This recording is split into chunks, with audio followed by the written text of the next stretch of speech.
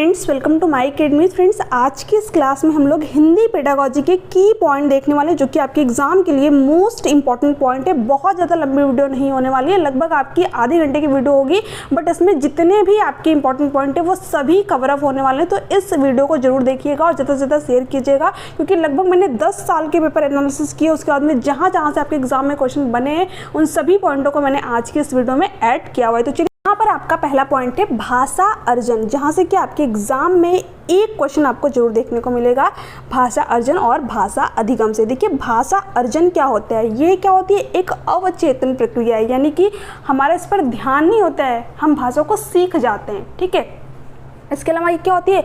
स्वाभाविक प्रक्रिया होती है। जो हमारे आसपास भाषा बोली जा रही है, जो हमारे परिवार में भाषा बोली जा रही है, उसको क्या करता है? बच्चा स्वाभाविक रूप से सीख लेता है। ऐसा तो है नहीं कि उसके लिए उसने कोई रूल रेगुलेशन सीखा है। ठीक है, यानी कि आप खुद देखिए कि आप जो भी भाषा जानते हैं, ठीक है, क्या आपने उसके लिए कोई रूल रेगुलेशन सीखा था, कोई प्रैक्टिस की थी? बिल्कुल नहीं। ठीक है, आपने जो अपने इन्वायरमेंट में सुना, जिस तरीके की भाषा आपने इन्वायरमेंट में सुनी, उसी को क्या कर लिया? अर्जित कर लिया। तो ये क्या होती है? एक स्वाभाविक प्रक्रिया होती है। इसके अलावा यह एक अनौपचारिक प्रक्रिया है। ठीक है, यानी कि हमें इसके लिए कोई रूल रेगुलेशन नहीं सीखने पड़े, हमने क्या किया? अपने इन्वायरमेंट से इस चीज़ को अर्जित कर लिया। इसके अलावा इसके संबंध किससे होता है? मातृभाषा से, हमारी मदर टंग से।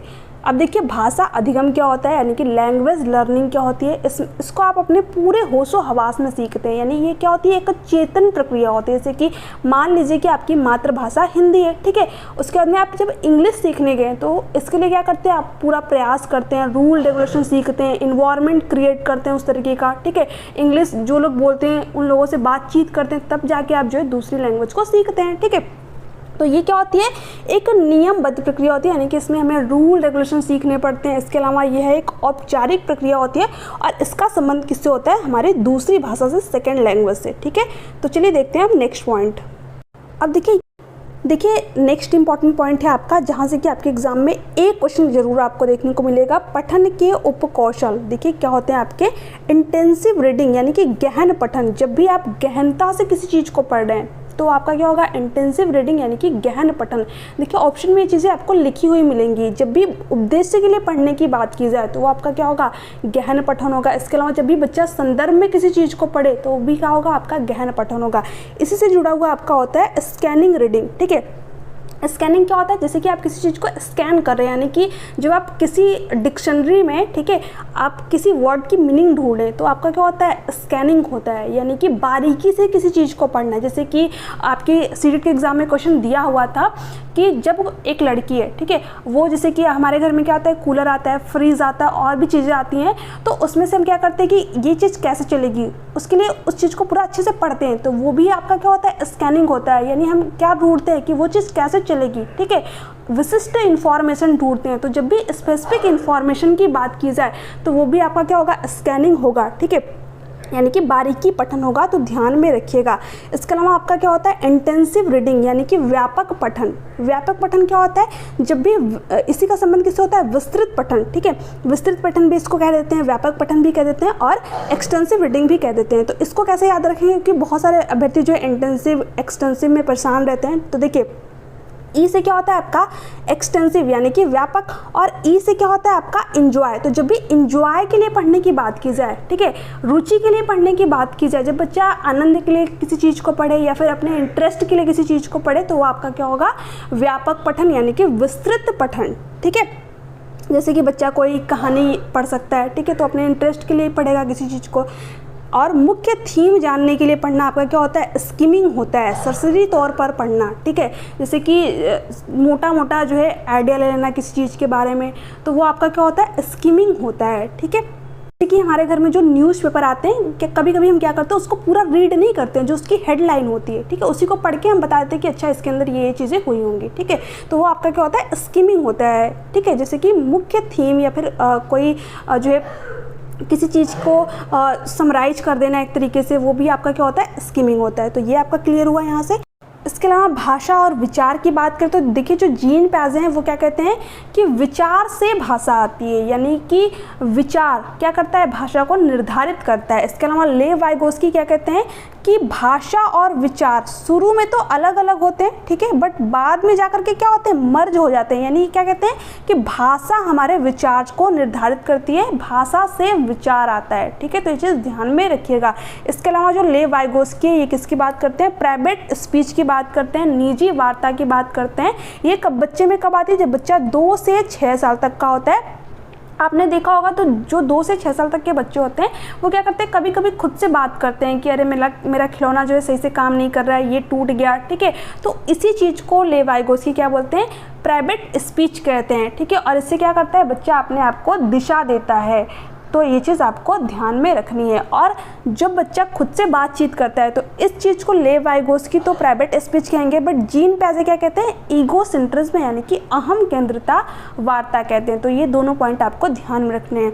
इसके अलावा जो लेव वाइगोस्की क्या कहते हैं, लैंग्वेज इज ए टूल, यानी कि भाषा क्या है, मानव का सर्वश्रेष्ठ यंत्र है जिसके द्वारा कि हम क्या करते हैं, अपने ज्ञान का निर्माण करते हैं, ठीक है, दूसरों को समझ सकते हैं और समझा भी सकते हैं। तो ये भी बात किसने कही है, लेव वाइगोस्की ने। देखिए ये 3 चीज़ों की बात करते हैं, एक तो समाज की बात करते हैं क्योंकि इनकी थ्योरी का नाम है सामाजिक सांस्कृतिक सिद्धांत। तो ये समाज की बात करेंगे, संस्कृति की बात करेंगे और भाषा की बात करेंगे, ठीक है। तो आपको ये 3 पॉइंट ध्यान में रखने हैं लेव वाइगोस्की से रिलेटेड। जब भी आपके एग्जाम में क्वेश्चन आए तो आपके माइंड में 3 चीज़ें होनी चाहिए, समाज, ठीक है, संस्कृति और भाषा। इन्हीं के इर्द गिर्द आपका जो है क्वेश्चन घूमेगा। तो ये चीज़ आपको ध्यान में रखनी है। इसके अलावा यहाँ से भी आपके एग्जाम में क्वेश्चन आता है नोम चॉम्स्की से। देखिए ये क्या कहते हैं कि प्रत्येक बालक भाषा सीखने की जन्मजात शक्ति के साथ पैदा होता है। देखिए ऐसा नहीं कि बच्चा भाषा लेकर के पैदा होता है, बल्कि उसकी शक्ति के साथ पैदा होता है। यानी कि बच्चे के अंदर क्या होती है, लैंग्वेज को सीखने यानी कि एक्वायर करने की क्षमता होती है जन्मजात, ठीक है। लैंग्वेज एक्विजिशन डिवाइस की बात इन्होंने की है, ठीक है। ये क्या कहते हैं कि बच्चे के अंदर जो है इनेट एबिलिटी होती है कि भाषा को एक्वायर कर सके। तो ये चीज़ आपको ध्यान में रखनी है कि इन्होंने क्या कहा है कि बच्चे के अंदर इनेट एबिलिटी होती है, जन्मजात क्षमता होती है क्या करने की, भाषा को अर्जित करने की, एक्वायर करने की। और इन्होंने किसकी बात की है, लैंग्वेज एक्विजिशन डिवाइस की बात की है। इसके अलावा इन्होंने किसकी बात की है, यूनिवर्सल ग्रामर की बात की है, सार्वभौमिक व्याकरण की बात की है, ठीक है। और जो एलईडी होता है ये क्या होता है, 5 साल तक ज़्यादा सक्रिय रहता है, क्योंकि जो 2 से 6 साल तक का पीरियड होता है, अर्ली चाइल्डहुड होता है, वो क्या होता है, भाषा सीखने का सबसे संवेदनशील काल होता है। कई बार आपके एग्जाम में क्वेश्चन पूछा हुआ है कि भाषा सीखने का सबसे सेंसिटिव पीरियड क्या होता है, तो वो क्या होता है, अर्ली चाइल्डहुड यानी कि पूर्व बाल्यावस्था, जो कि कौन कहते हैं, आपके नोम चॉम्स्की भी कहते हैं कि जो हमारा एलईडी होता है वो 5 साल तक ज़्यादा सक्रिय रहता है, ठीक है। तो यहाँ से जितने इंपॉर्टेंट पॉइंट थे मैंने आप लोगों को देखिए। स्वनीम क्या होता है, यानी कि फोनीम आपका क्या होता है, भाषा या फिर ध्वनि की सबसे छोटी इकाई, जैसे कि च, फ, म, ठीक है। इसके अलावा मॉर्फीम क्या होता है, जो कि स्वनिम के मेल से बनता है, जैसे कि स्वनिम आपका क्या हो गया, क हो गया, म हो गया, ल हो गया, ठीक है। और इसके मेल से आप क्या बन गया, कमल, ठीक है। यानी कि ये क्या होता है, अर्थ की सबसे छोटी इकाई क्या होती है, आपकी मॉर्फीम, और ध्वनि की सबसे छोटी इकाई क्या होती है, आपकी स्वनिम। तो ये चीज़ आपको ध्यान में रखना है। इसके अलावा सिंटैक्स क्या होता है, आपका भाषा विन्यास। जब भी नियम की बात हो तो आपका क्या होता है, सिंटैक्स होता है, जैसे कि subject plus verb plus object, ठीक है। इसके अलावा प्रोग्मेटिक्स क्या होता है आपका, यानी कि उपयोगितावाद। जैसे कि आप क्या करते हैं, भाषा का अलग अलग तरीके से यूज करते हैं अलग अलग जगह पर। जैसे कि आप घर में अलग तरीके से बात करते हैं, रेस्टोरेंट में अलग तरीके से बात करते हैं, दोस्तों के साथ में अलग तरीके से बात करते हैं, स्कूल में जाते हैं तो अलग तरीके से बात करते हैं, ठीक है। तो आप भाषा का जो है कहाँ पर किस तरीके से यूज कर रहे हैं, यही क्या होता है, भाषा का उपयोगितावाद होता है, ठीक है। ये चीज़ आपको ध्यान में रखना है। नेक्स्ट क्या है आपका, एक्स्ट्रापोलेटिव। देखिए जब भी आपके एग्जाम में एक्स्ट्रापोलेटिव की बात हो, ठीक है, तो वहाँ पर अनुमान लगाना आपको ऑप्शन में दिया रहेगा या फिर परिकल्पना की बात होगी, ठीक है। तो ये चीज़ आपको ध्यान रखनी है। इसके अलावा देखिए एक आपका होता है कोड मिक्सिंग और एक आपका होता है कोड स्विचिंग, ठीक है। कोड स्विचिंग आपका क्या होता है, जब भी कोड बदलना है, इसका मतलब कि आप हिंदी बोलते बोलते फिर क्या करने लग जाए, इंग्लिश बोलने लग जाए, तो वहाँ पर आपका क्या होगा, कोड स्विचिंग, यानी कि आपने क्या किया, कोड को बदल दिया, ठीक है। तो हिंदी बोलते बोलते इंग्लिश में चले जाना क्या होता है, आपका कोड स्विचिंग। और इसके अलावा कोड मिक्सिंग क्या होता है, आपका जैसे कि आपने इंग्लिश बोला कुछ वर्ड, फिर उसके बाद में हिंदी, यानी कि मिक्स करना, ठीक है, एक तरीके से हिंदी और इंग्लिश को मिक्स करना आपका क्या होता है, कोड मिक्सिंग, ठीक है। जैसे कि अभी मैं आपसे बोलूँ हेलो दोस्तों, ठीक है, तो हेलो क्या होगा आपका इंग्लिश हो गया, बट दोस्तों क्या हो गया आपका हिंदी हो गया, तो मैंने क्या किया, हिंदी और इंग्लिश को मिक्स कर दिया, ठीक है। और देखिए कोड स्विचिंग तो मैंने आप लोगों को बता दिया, यानी कि कोड को बदलना। आपने देखा होगा कभी कभी क्या होता है, कुछ जब भाषण दिया जाता है तो कुछ लोग क्या करते हैं, पहले इंग्लिश में भाषण को देते हैं, फिर उसके बाद में उसी भाषण को हिंदी में भी बताते हैं, तो आपका क्या होता है, कोड स्विचिंग होता है, ठीक है। तो ये चीज़ आप समझ गए। अब देखिए नेक्स्ट आपका पॉइंट है डिक्लेरेटिव नॉलेज, यानी कि घोषणात्मक ज्ञान क्या होता है, किसी चीज़ के बारे में ऊपरी नॉलेज ले लेना, ठीक है। जैसे कि आप क्या, कोई मान लीजिए कि साइकिल चलाना सीख रहे हैं, ठीक है, तो आप क्या कर रहे हैं, बस सीख रहे हैं, उसके बारे में ऊपरी नॉलेज ले लिए। बट प्रोसीजनल नॉलेज क्या होता है, प्रक्रियात्मक ज्ञान, हाउ, आपने कैसे उस चीज़ को सीखा, ठीक है। जब भी हाउ की बात हो तो आपका क्या होता है, प्रोसीजनल नॉलेज होता है, यानी कि प्रक्रियात्मक जो है ज्ञान होता है, जब भी प्रक्रिया, इसको पूरे प्रोसेस के थ्रू आप सीखते हैं, ठीक है। तो ये चीज़ आपको ध्यान में रखना है। नेक्स्ट पॉइंट क्या है, इसको मैंने आप लोगों को बता ही दिया कि जो जीन प्याजे हैं, जब बच्चा खुद से बोल बोल कर बात करता है 2 से 6 साल की उम्र में, तो उसको क्या कहते हैं, अहम केंद्रितावाद कहते हैं। और इन्होंने जो है भाषा को संज्ञानात्मक विकास में महत्वपूर्ण नहीं माना है। इसको किसने माना है संज्ञानात्मक विकास में महत्वपूर्ण, लेव वाइगोस्की ने। तो ये चीज़ आपको ध्यान में रखनी है। नेक्स्ट आपका पॉइंट क्या है, देखिए ये भी इंपॉर्टेंट पॉइंट है, यहाँ से भी क्वेश्चन बना हुआ है कि लिपि और भाषा में कोई भी संबंध नहीं होता है। ये चीज़ आपको ध्यान में रखिएगा, कोई भी भाषा किसी भी लिपि में लिखी जा सकती है, थोड़े से हेर बदल के साथ में, ठीक है। तो ये चीज़ ध्यान रखनी है कि भाषा और लिपि में कोई भी संबंध नहीं होता है, और लिपि क्या होता है, भाषा का लिखित रूप होता है, ठीक है।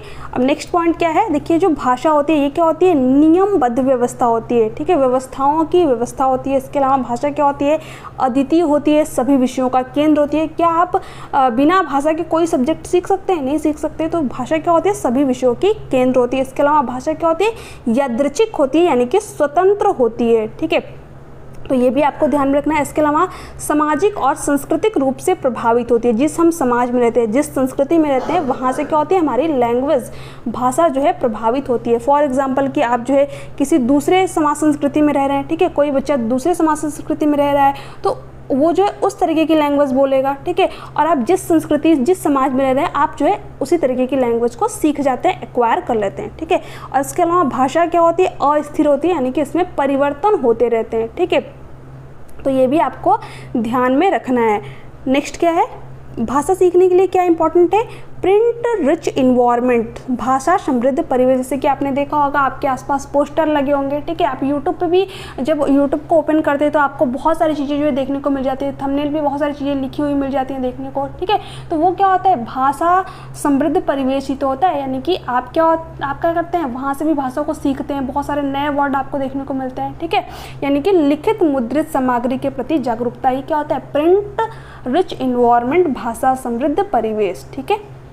अब चलिए कुछ विधियों की बात कर लेते हैं जहाँ से कि आपके एग्जाम में क्वेश्चन पूछे जाते हैं। देखिए मैंने सिर्फ इंपॉर्टेंट पॉइंट ही लिए हुए हैं जहाँ से कि आपके एग्जाम में क्वेश्चन बने हैं, ठीक है।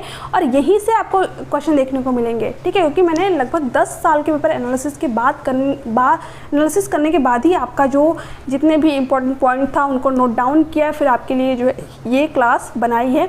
तो प्लीज़ अगर आपको क्लास अच्छी लग रही हो तो वीडियो को ज़्यादा से ज़्यादा शेयर कीजिए, ताकि लास्ट टाइम में जिन्होंने अभी तक जो है सारी चीज़ें नहीं पढ़ी या फिर पढ़ भी रखी है तो आपका एक रिवीजन हो जाए, ठीक है।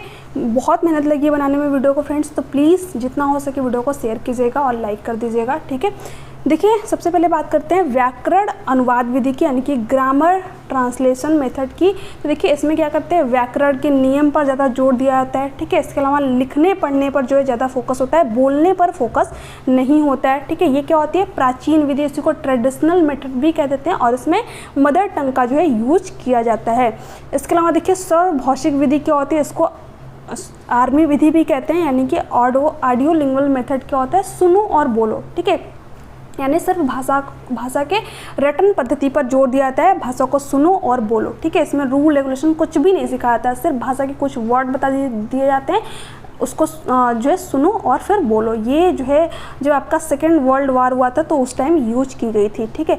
इसके अलावा देखिए स्टीफन क्रेशन क्या कहते हैं कि व्यक्ति जो है सेकंड भाषा को भी अर्जित कर सकता है। जैसे कि आपने प्रथम भाषा को तो अर्जित कर ही लिया था अपने इन्वायरमेंट से, उसी तरह हम क्या कर सकते हैं, सेकंड लैंग्वेज को भी एक्वायर कर सकते हैं। इसके अलावा ये क्या कहते हैं, बोधगम्य निवेश की बात करते हैं, यानी कि बच्चा जो है जिस लेवल पे नॉलेज को अर्जित कर रहा है उससे थोड़ा सा जो है ऊपरी लेवल का बच्चे को ज्ञान हम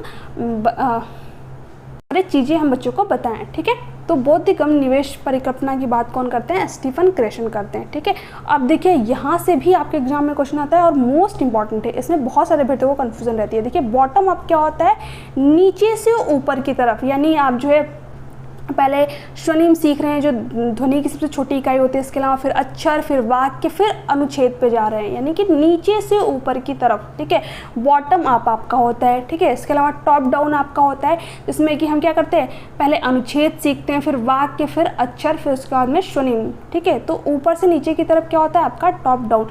इसमें एक क्वेश्चन बनता है कि किसमें जो है बच्चे के प्रीवियस नॉलेज का यूज किया आता है, पूर्व ज्ञान का यूज किया आता है, तो किसमें क्या आता है, देखिए यहाँ पर दे रखा है टॉप डाउन में। ठीक है, तो टॉप डाउन में क्या किया जाता है, बच्चे के प्रीवियस नॉलेज का यूज किया जाता है, क्योंकि यहाँ पर हम जो है भाषा को संपूर्ण समग्र रूप से सीख रहे होते हैं। नेक्स्ट आपका पॉइंट क्या है, एक आपका और मेथड है, यहाँ से क्वेश्चन बने हुए थे आपके एग्जाम में और मोस्ट इंपॉर्टेंट पॉइंट है। देखिए डायरेक्ट मेथड क्या होता है, जिसमें कि एक इन्वायरमेंट क्रिएट कर दिया जाता है। ठीक है, यानी कि इसमें क्या किया जाता है, इसमें डायरेक्ट भाषा के बोलने पर फोकस किया जाता है और इसमें मदर टंग का यूज जो है नहीं किया जाता। ये चीज़ आपको ध्यान में रखना है।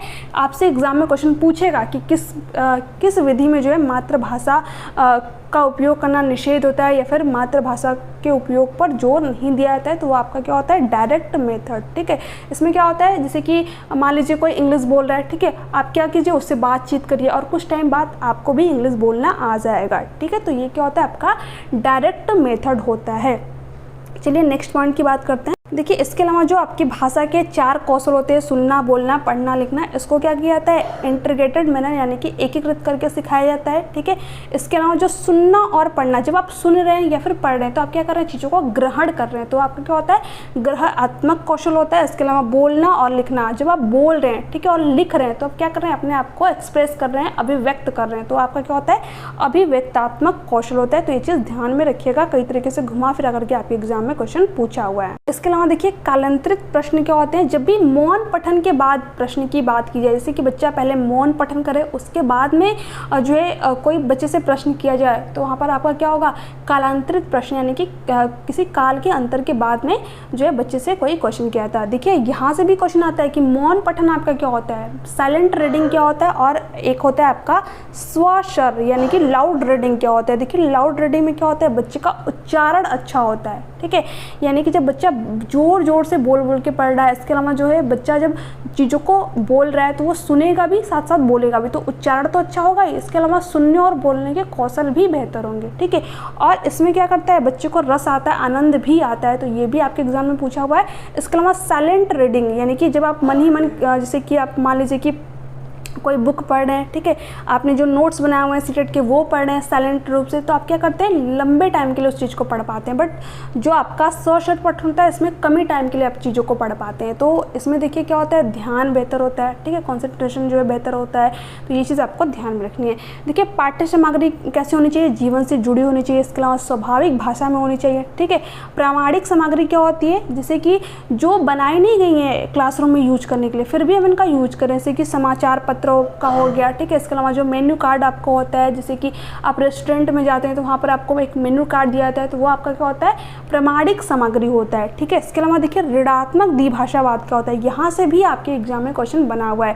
व्यक्ति की मूल भाषा में धीरे धीरे बदलाव या फिर उपयोग में कमी क्या होता है, आपका ऋणात्मक भाषावाद। इसको जरा यहाँ पर समझ लीजिए। ठीक है, जैसे कि फॉर एग्जांपल कि अभी आप हिंदी बोल रहे थे, ठीक है, और आप चले गए कहीं दूसरी जगह पर और वहाँ पर आप जाकर क्या करने लगे, इंग्लिश ज़्यादा बोलने लगे और हिंदी को जो है आप धीरे धीरे जो है भूलते चले गए या फिर उसका जो है यूज ही आप कम करने लगे। ठीक है, और 5 से 6 साल बाद आप वापस आए, ठीक है, और फिर आप क्या करेंगे, हिंदी जहाँ पर आप रहते थे, जहाँ पर आप हिंदी बोलते थे, वहाँ पर जब आप वापस आएंगे तो आप क्या करेंगे, इंग्लिश का ज़्यादा वर्ड को यूज करेंगे। ठीक है, क्योंकि आपने उसी चीज़ का यूज किया है। जो आपके हिंदी के जो शब्द रहेंगे वो धीरे धीरे करके क्या होते चले जाएंगे, आप जो है उनका यूज एक तरीके से कम करते चले जाएंगे। ठीक है, तो जब भी एक भाषा की वजह से दूसरे भाषा में जो आप भाषा पहले से जानते थे उसमें कमी आए, ठीक है, या फिर उसका यूज कम हो, तो आपका क्या होता है, ऋणात्मक द्विभाषावाद होता है, ठीक है। इसके अलावा यहाँ से भी आपके एग्जाम में क्वेश्चन बनता है प्रक्रिया आधारित लेखन उपागम। देखिए ये चीज़ आपको ध्यान में रखना है। सबसे पहले क्या होता है, मानस मंथन यानी कि ब्रेन स्टॉर्मिंग, उसके बाद में रूपरेखा बनाना यानी कि आप एक रूपरेखा बनाते हैं, ठीक है। उसके बाद में प्रारूपण, फिर पुनरावृत्ति, फिर प्रूफ रीडिंग और अंतिम स्वरूप देना। तो ये चीज़ आप ध्यान में रखिएगा। सबसे पहले मानस मंथन, फिर उसका क्या करते हैं आप एक रूपरेखा बनाते हैं, फिर प्रारूपण करते हैं, फिर पुनरावृत्ति करते हैं, उसके बाद में प्रूफ रीडिंग करते हैं, ठीक है, कहीं उसमें कुछ गलतियाँ तो नहीं रह गई, ठीक है। उसके बाद में आप अंतिम स्वरूप देते हैं। तो ये आपके एग्जाम में क्वेश्चन बना हुआ है, अगर आपने प्रीवियस ईयर क्वेश्चन पर लगाया होगा तो आपको पता ही होगा। इसके अलावा त्रिभाषा सूत्र की बात कर लेते हैं, यहाँ से भी आपके एग्जाम में क्वेश्चन आता है। देखिए त्रिभाषा सूत्र आपकी क्या कहती है कि पहली भाषा क्या होनी चाहिए, मातृभाषा या फिर क्षेत्रीय भाषा। इसके अलावा जो दूसरी भाषा है वो हिंदी भाषी राज्यों में कोई भी आधुनिक भाषा अंग्रेजी हो सकती है, या फिर जो है जहाँ पर हिंदी नहीं बोली जाती है, गैर हिंदी भाषी क्षेत्रों में क्या होगा, द्वितीय भाषा के रूप में हिंदी को पढ़ाया जाए, ठीक है। और इसके में तृतीय भाषा आपकी क्या होगी, गैर हिंदी भाषी क्षेत्र और हिंदी भाषी क्षेत्र, ठीक है, दोनों में ही अंग्रेजी या फिर कोई भी ऐसी आधुनिक भाषा जो कि द्वितीय भाषा के रूप में नहीं पढ़ाई गई है। तो ये भी आप ध्यान में रखिएगा, यहाँ से भी आपके एग्जाम में क्वेश्चन बनते हैं। तो फ्रेंड्स जितने भी इंपॉर्टेंट पॉइंट थे मैंने आप लोगों को जो है सारे के सारे इंपॉर्टेंट पॉइंट कवर करा दिए हैं। इसके अलावा देखिए अगर आपको इसका पीडीएफ चाहिए तो मैं आप लोगों को टेलीग्राम चैनल पे सेंड कर दूंगी इसका पीडीएफ, जिससे कि आप लोग खुद से एक बार रिवीजन कर पाएँ। जितने भी इंपॉर्टेंट पॉइंट थे वो सारे के सारे मैंने आप लोगों को यहाँ पर कवर कराएँ। ये आपकी देखिए ज़्यादा लंबी वीडियो नहीं थी, क्योंकि इसमें बहुत ही इंपॉर्टेंट पॉइंट बताया मैंने, क्योंकि अभी आपके पास टाइम भी बहुत ज़्यादा कम है, ठीक है, लगभग 2 से 3 दिन का टाइम आपके पास बचा हुआ है। तो 1 से 2 घंटे की मैराथन देखिए, इससे अच्छा है कि आप जो है लगभग आपकी ये कितने 10 से 20 मिनट की आपकी ये वीडियो है, इसको अच्छे से देख लीजिए एक बार, ठीक है, चीज़ों को समझ लीजिए और यहीं से आपको अपने एग्जाम में क्वेश्चन देखने को मिल जाएंगे। एक तरीके से आपका एक रिवीजन वीडियो है, ठीक है। कम टाइम में मैंने बहुत जितने भी इंपॉर्टेंट चीज़ें थी उनको कराने का पूरा प्रयास किया, ठीक है। फिर भी आपके कोई भी डाउट हो, कोई भी क्वेश्चन हो तो आप नीचे कमेंट सेक्शन में कमेंट करके पूछ सकते हैं। चलिए मिलते हैं नेक्स्ट क्लास में, तब तक के लिए bye bye, take care, thanks for watching, thank you so much.